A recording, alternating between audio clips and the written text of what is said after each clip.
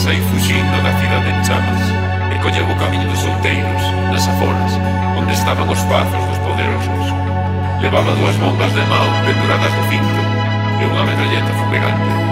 Correu como un tolo ata que deixouse caer sin folgos ao pé dun salgueiro, a postellar cara a Muslaní, na fronteira da noite, onde se citaba o esplendor do lume, semellante a un vencer remoto.